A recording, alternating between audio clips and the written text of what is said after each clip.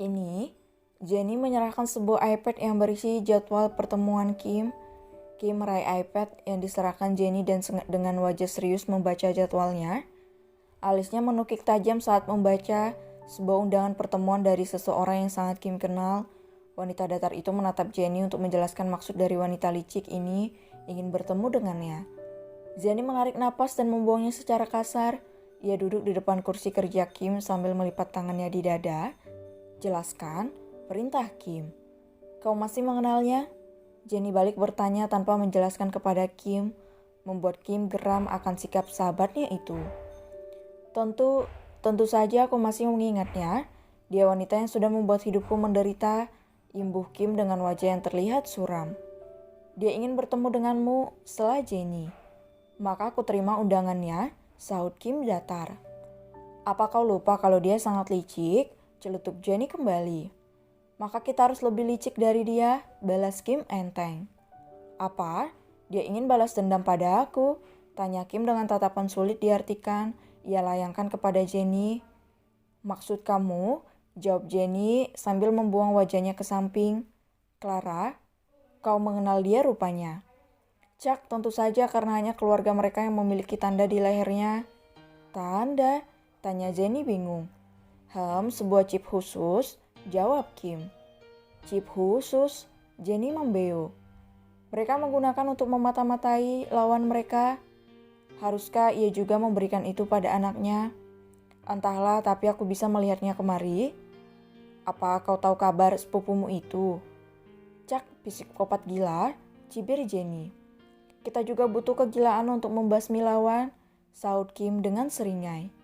Jadi kita menerima undangan bibimu ini. Terima saja. Kau serius ingin datang menemuinya? Baiklah, nanti malam bersiaplah, dia ingin bertemu denganmu secara empat mata. Oke, ada lagi. Dia juga ingin bertemu Arthur. Setelah Jenny membuat Kim mengerutkan dahinya dalam. Why? Tanya Kim bingung. Entahlah, sahut Jenny dengan pundak terangkat ke atas. Dia ingin berkenalan dengan Tuan Arthur mungkin? Cak, Jenny hanya tersenyum sinis melihat wajah tidak puas Kim. Sabar, ada saatnya kau bisa membalas mereka dan... Apa? Tanya Kim dengan mata memicing ke arah Jenny. Lupakan, mungkin suatu saat akan menjadi kejutan buatmu. Menyebalkan, kau membuatku penasaran sialan. Bersiaplah, kita akan melihat para model pilihan Tuan Keanu. Ajak Jenny, aku sudah tidak sabar melihat model dengan bakat jalang mereka, sahut Kim sinis. Tentu kau akan senang kali ini. Maksud kamu, cepatlah kita ke sana menemui mereka agar kau tidak penasaran lagi. Berangkat sekarang? Terserah. Ayo. Kim dan Jenny kini berjalan keluar dari ruangan CEO. Mereka akan mendatangi tempat pemotretan para model baru untuk salah satu produk pakaian dalam. Dengan seringai puas, Kim melangkah ke ruangan paling ujung di lantai 5 bangunan perusahaan miliknya. Kim membuka kasar pintu ruangan pemotretan itu dengan sangat kasar, membuat para manusia di dalam sana terloncat kaget. Brak! Pintu itu terbuka lebar seketika. Pintu itu bahkan mengenai dinding, sehingga menimbulkan suara keributan. Cih, kenapa aku harus melihat adegan menjijikkan terus? Sinis Kim dan Jenny. Mana produser kalian? Teriak Kim melenggelegar di ruangan dihiasi layaknya sebuah kamar pengantin baru, membuat kedua model beda jenis kelamin itu terloncat kaget dan menghentikan akting mereka dengan melakukan adegan intim untuk sebuah produk pengaman. Para kru dan model tersebut menatap Kim bingung dan heran. Mereka berpikir Kim salah satu model di perusahaan ini sehingga orang-orang di sana memandang Kim dan Jenny sinis.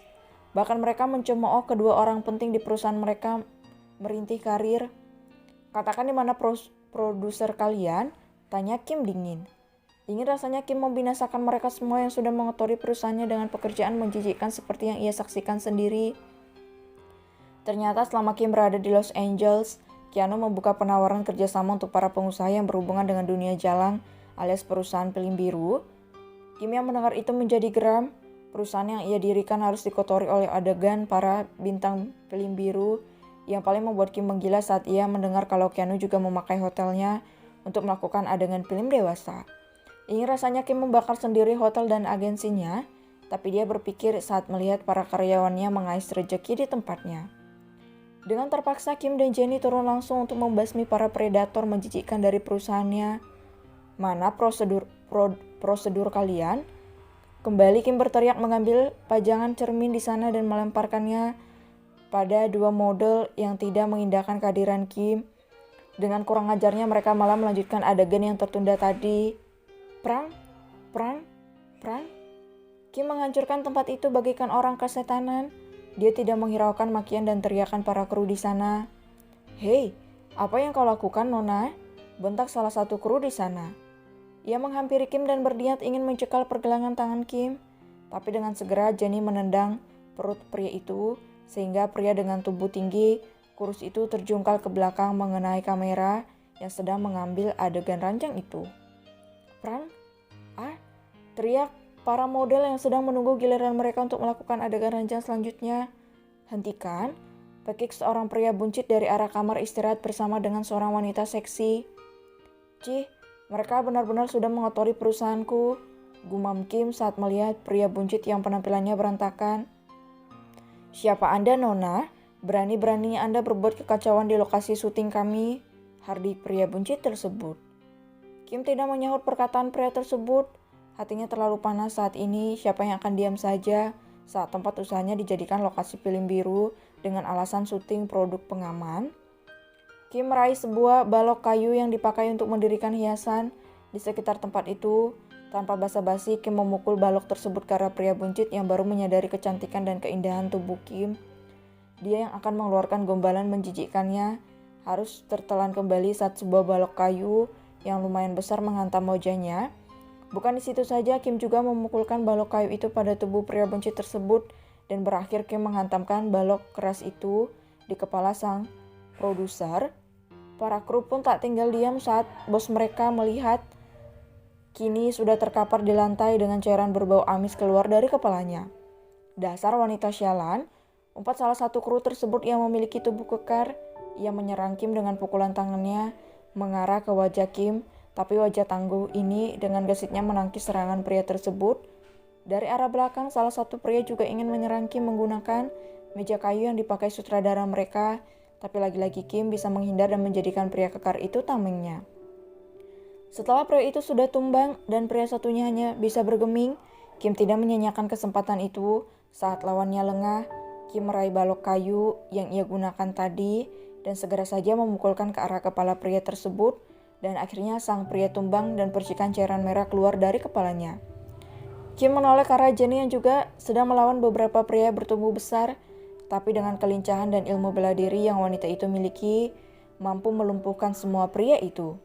Setelah semua para kru pembuat film biru itu terkapar di lantai, Kim dan Jenny menatap para model di agensinya yang mengambil peran ganda sebagai model dan juga sebagai pemain film biru. "Kalian dipecat."